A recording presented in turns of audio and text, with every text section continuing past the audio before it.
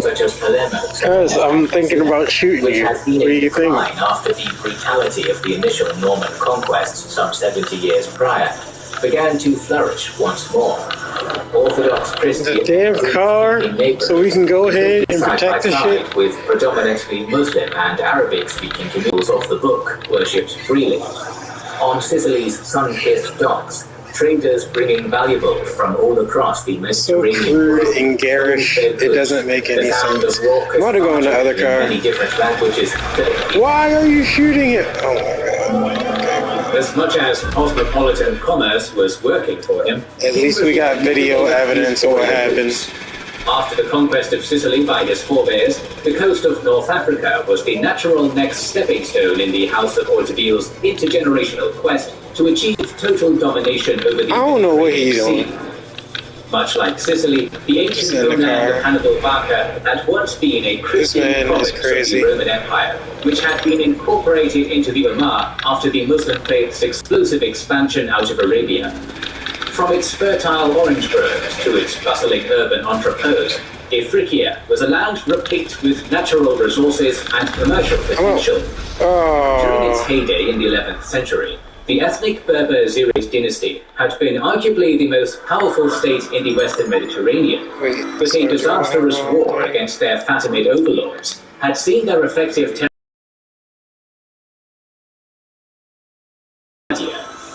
Despite these setbacks, the Zirids had made the best of what they had left, establishing themselves as a regional powerhouse of maritime commerce, much like ancient Carthage had done in the same region. Excuses are like assholes. Everybody's got one. They all stay. Rose to power, regular economic ties had been established between the Zirids and Norman Sicily.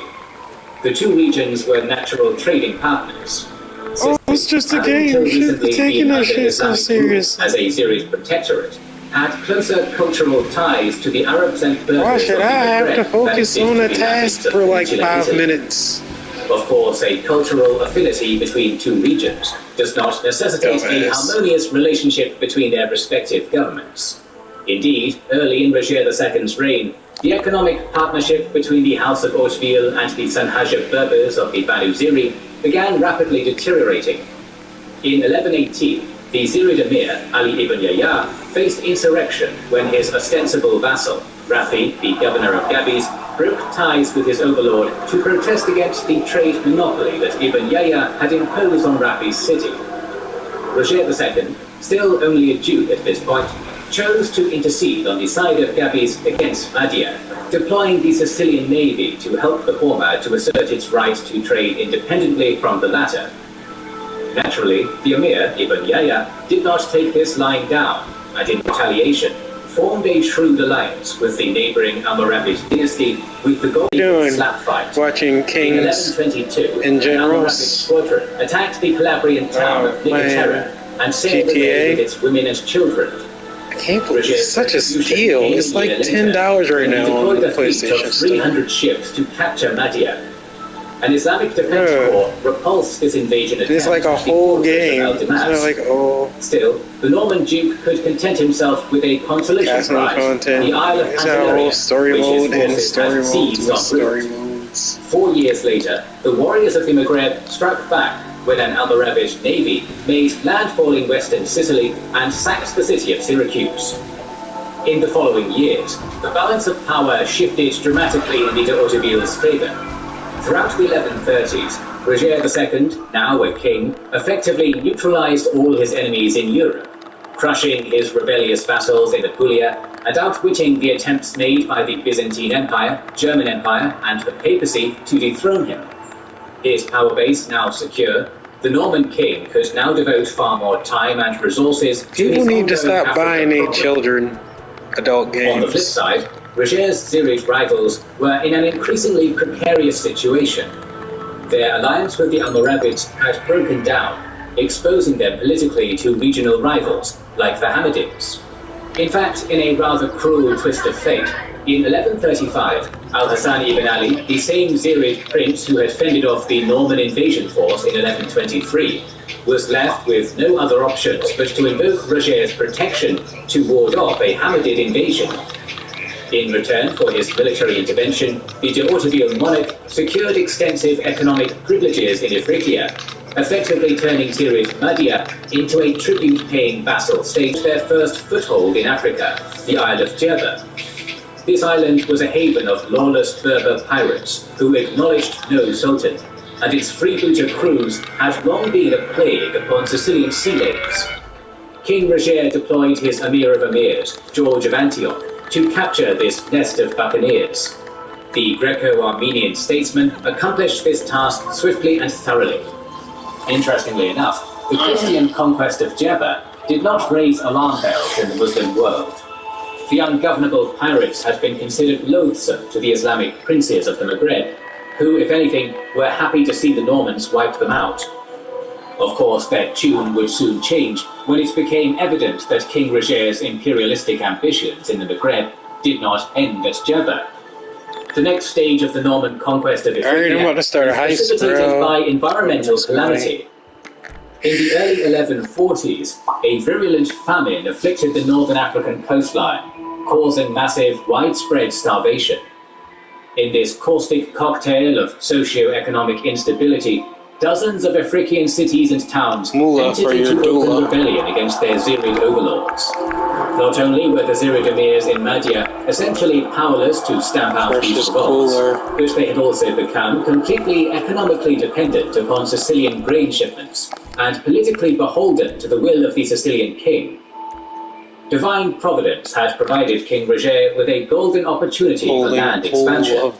His longtime Zirid rivals had become the sick man of the Mediterranean, belly up and effectively helpless. There would never be a better time to strike. From 1142 onwards, Sicilian fleets began launching regular amphibious invasions of various Ifriqiyan cities. In 1144, the port of Brest was captured. In 1146, Tripoli of the West followed, and in 1148, Gabay, Sfax, and Sousse had all been seized by a Norman force led by George of Antioch. When an alarmed Zirid Emir al-Hassan wrote to King Roger, reminding him that their two nations were supposed to be allies, Roger pithily replied that it was because he was the good Emir's ally that he was conquering these towns, all of whom had been rebelling against Zirid rule. This casus belli was promptly dropped a year later, when the Amiratus Amiratorum's forces laid siege to the Zirid capital itself. Madia fell on the 22nd of June, and for 2 hours the Norman army pillaged the city, while its Muslim population took refuge among the homes and churches of the town's native Christian community. By the end of this campaign, the Zirid dynasty, which had endured for over 200 years, was no more, and Roger II had annexed a chunk of African territory which extended from Tripoli to the borders of Tunis and from the western Maghreb to Kairouan. The conquest of Ifriqiya was a great boon for the Normans. The economic connections between Sicily and Africa, which were strong before the conquest, were now strengthened, with the major trading cities on both sides of the central Mediterranean now part of the same kingdom. Ultimately, the Normans' rule did little to change the political and cultural landscape of the Maghreb. Rather than rule directly, King Roger used Arab and Berber intermediaries to manage his African domains on his behalf. The local Ifriqiyan aristocracy was largely left in place, and Muslim princes controlled the civil government under Sicilian oversight. However, one group which saw their fortunes change for the better was the indigenous African Christians. Indeed, even in the High Middle Ages, a community of Christians on the Maghreb coast still predated the Islamic expansion into the region and still spoke a Latin vernacular language some 500 years after the Arabs had initially conquered the region from the Roman Empire. Needless to say, they were eager to accept the protection of their new Norman Christian overlord. As we've seen many times throughout history, a kingdom's golden age often lasts only as long as the reign of its strongest king. Unfortunately for Norman Sicily, this was a rule that would apply to them too. On the 26th of February, 1154, King Roger II passed away at the age of 58, succeeded by his son, King William I, known to his critics as William the Bad. While this epithet was probably the result of some contemporary propaganda, William was clearly not the shrewd administrator his father had been, neglecting his duties as king while allowing his officials to do all the work for him. Smelling weakness, the traditional enemies of the Normans leapt into action. The papacy and the emperors of the Germans and the Greeks all did their part to inspire the Norman barons of Apulia and Calabria to once more rebel. The Byzantines even launched a direct invasion of the Apulian coast, aiming to retake the land that had been theirs a century earlier. To everyone's surprise, King William was actually able to put down the rebellions and fend off the invading Greeks, but in the process, he lost his African realms to the Almohad Caliphate. Nevertheless, there were other social problems plaguing William's reign. In the latter half of the 12th century, migration from Western Europe tilted the demographics of Sicily in favor of the Western Catholic population. As a result, the multicultural tolerance shown towards the island's non-Catholic faith began to erode away. By the 1160s, organized violence against Sicily's Muslim population became more common. Over the following decades, this is looking like a fair fight. Frontier was formed, with Christians dominating the northeast and Muslims increasingly migrating away to the southwest. William I died in 1166, succeeded by his son, William II. By all accounts, William II was a decent ruler. He mostly kept the peace in his realm, and tried to revive the conquering glory of his ancestors, dabbling in the Third Crusade against the iconic Saladin, and even attempting to conquer Byzantine Greece. However, neither venture was particularly successful. Unfortunately for William II, his entire reign would come to be defined by a single fatal mistake. During the first half of his reign, he had decreed that in the event that he should die without siring a son, his aunt Constance would be the sole heir to the Kingdom of Sicily. This was an issue because Constance was betrothed to Henry VI of the House of Hohenstaufen, son of the Holy Roman Emperor Frederick. Long had the emperors of the Germans sought to drive the Normans out of southern Italy. Now, through a cunningly crafted marriage to a Norman princess, they had the legal means to seize the Sicilian throne and end Norman rule in the region for good. Sure enough, William II died with no son in 1189, plunging southern Italy into a civil war. Having no desire to be ruled by a German, the Norman aristocracy elected one Tancred de Hauteville to be their king, but Constance and Henry pressed their claim and had prevailed by 1194.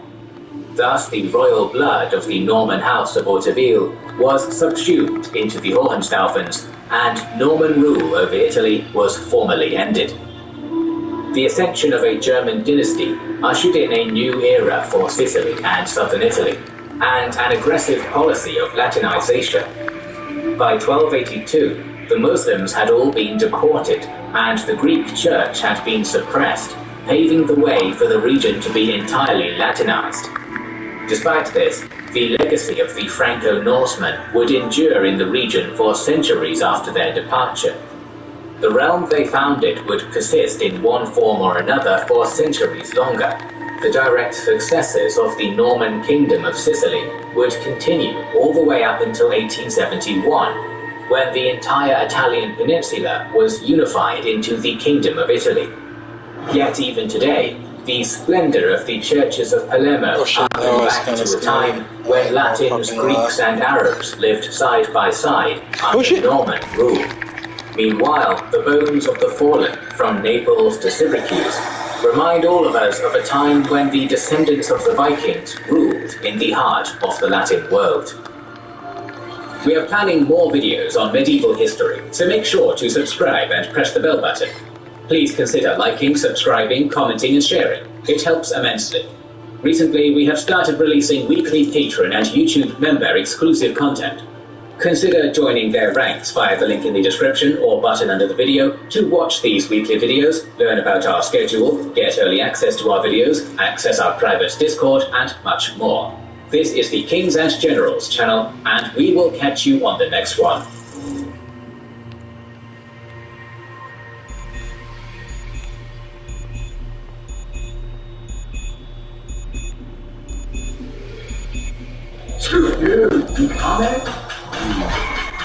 Alka-Seltzer Plus Power Max Gels, cold and flu relief with more concentrated power. Because the only thing dripping should be your style. Plop plop, this is Winter Warriors with Alka-Seltzer Plus. Joy that stays with you. That's the only bad fact.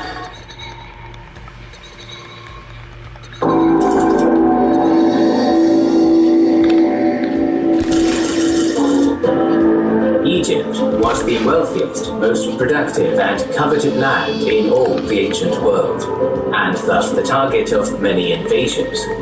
From the Assyrians to the Achaemenid Persians of Cyrus, followed by Alexander the Great and finally the Romans, Egypt changed hands multiple times, serving as a prestigious jewel in the crown which filled the treasuries of occupying peoples and empires. The Muslim Caliphate was no different in this regard.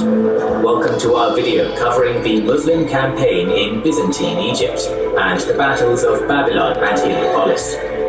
The sponsor of today's video is Lucy, a cleaner, better-tasting nicotine alternative on a mission to decrease the harmful effects of tobacco through their new nicotine gum.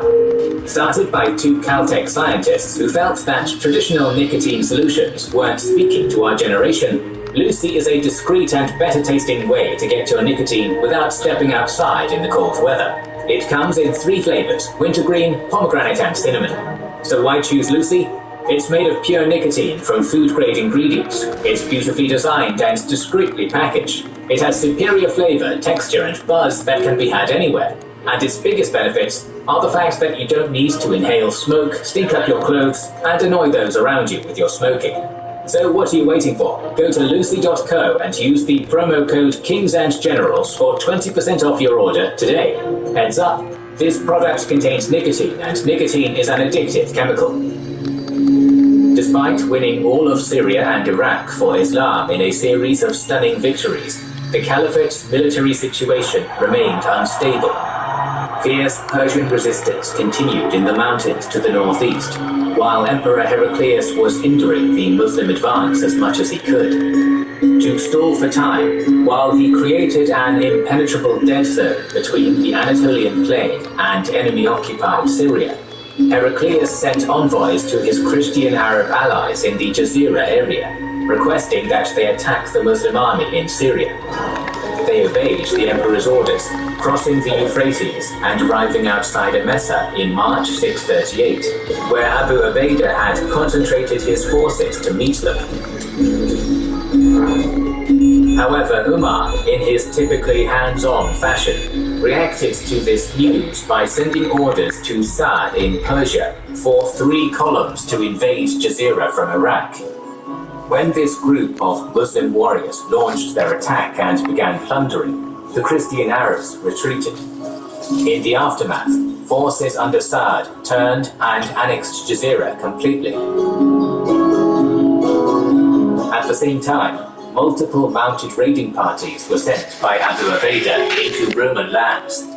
Khalid, the commander of one of these contingents, captured Marash in autumn 638 and hauled vast quantities of loot back to his base at Kinisrith. However, Khalid wasn't a man accustomed to hoarding wealth, routinely distributing his personal share of battle spoils to others. On one occasion, after his raid on Heraclius' lands, an Arab chief and excellent poet, Ashaz bin Qais, recited a beautiful piece for Khalid, and in return was given 10,000 dirhams. Unknown to the poet's benefactor, this act of generosity was in fact to herald the end of his peerless military career.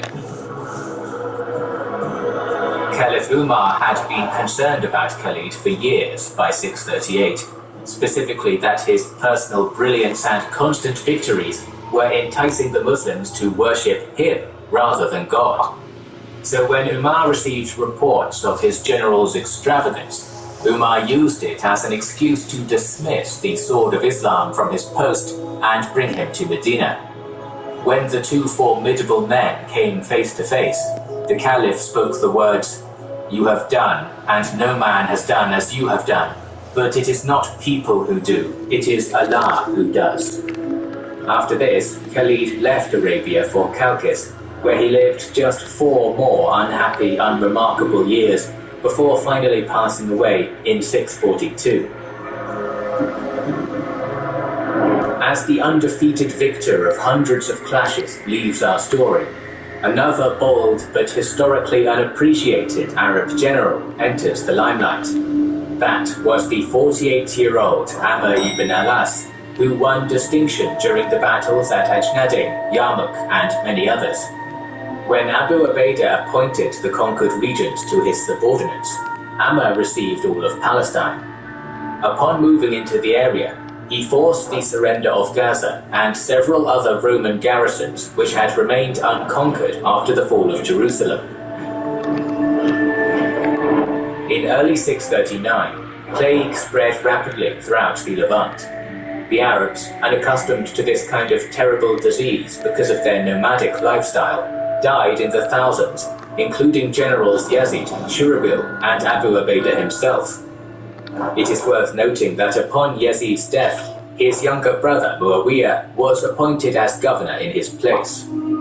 Amr, who survived, was given command of the army, and this gave him a golden opportunity to propose an idea to the Caliph.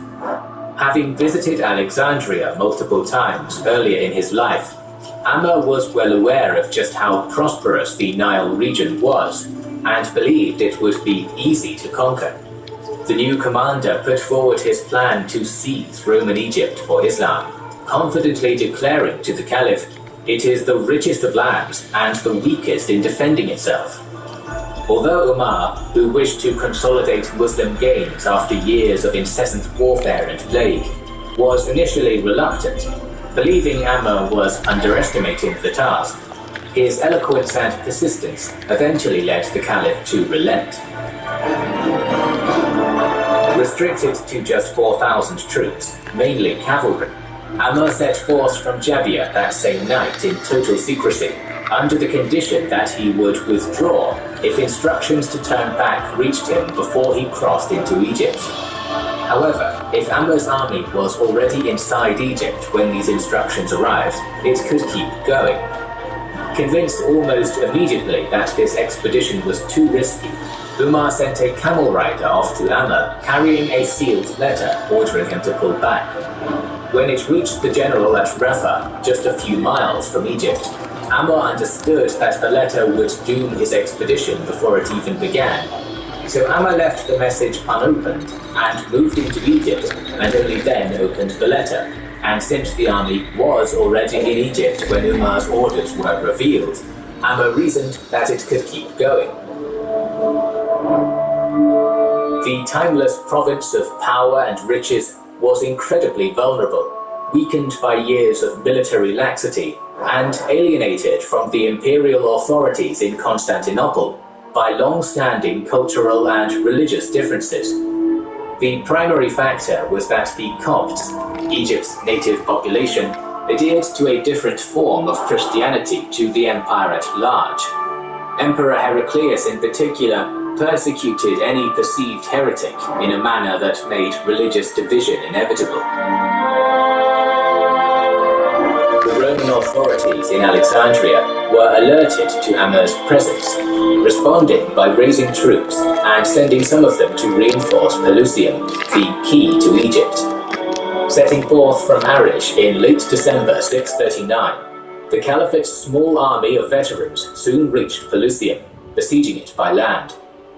However, Roman naval superiority meant that the city garrison could be reinforced and supplied, and this led to a 2-month-long siege, which was only brought to a conclusion when the Muslims repulsed a sortie and stormed the city in mid-February 640.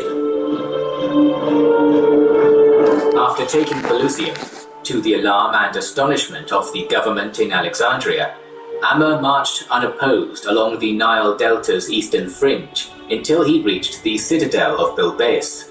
The defenders resisted under blockade for a month, giving the Romans time to shift their forces around. Aware that the marauding 4,000 Arabs were aiming for the Memphis area, Egypt's prefect and Patriarch of Alexandria, Cyrus, marched a 20,000-strong army to reinforce the nearby fortress called Babylon. Commanded by Augustulus Theodorus and garrisoned by 5,000 soldiers, Babylon was one of the Nile's strongest defensive bastions, standing 60 feet high in places and possessing walls up to 6 feet thick. By the time Ammar starved the Bilbaeus defenders into surrender in the spring of 640, the Romans were prepared for his inevitable assault. Bypassing Heliopolis on their left, the Muslims arrived outside Babylon in May. Due to its sheer size, only some of Theodorus' army were manning the battlements, while most were encamped outside of the northern wall of the